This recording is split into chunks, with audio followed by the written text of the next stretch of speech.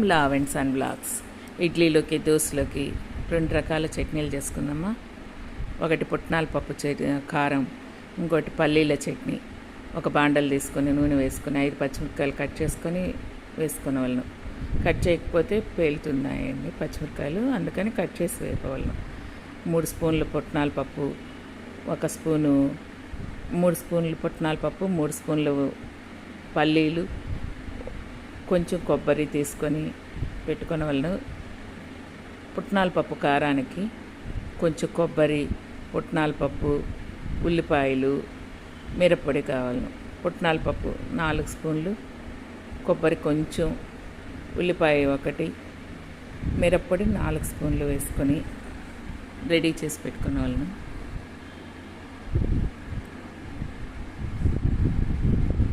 ఇప్పుడు mixie jar తీసుకొని అందులో పచ్చిమిర్చి, కొబ్బరి, పుట్నాల పప్పు, పల్లీలు, కొంచెం ఉప్పు వేసుకొని మెత్తగా పేస్ట్ లాగా చేసుకునే వాళ్ళు. దీనికి తాలింపు అవసరం లేదండి.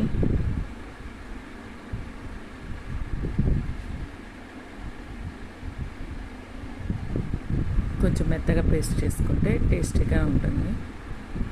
ఇది హోటల్ స్టైల్లో ఉంటుందండి చట్నీ. ట్రై చేసి చూడండి. Please comment. చట్నీ రెడీ.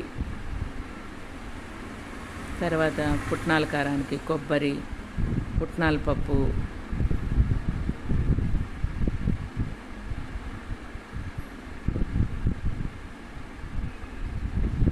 మిరప్పొడి, ఉల్లిపాయలు,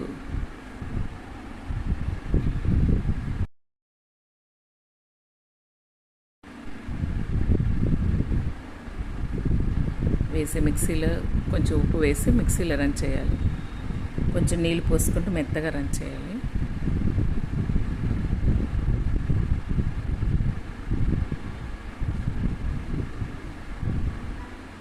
ఈ శనగపప్పు కారాన్ని దోశ పైన వేసుకుంటే చాలా టేస్టీగా ఉంటుందండి. ఉల్లిపాయ కారము పప్పుడి వేసేదాని బదులు ఇలా శనగపప్పు కారం వేసుకున్నామంటే చాలా టేస్టీగా రుచిగా ఉంటుంది. Thank you for watching. Please subscribe.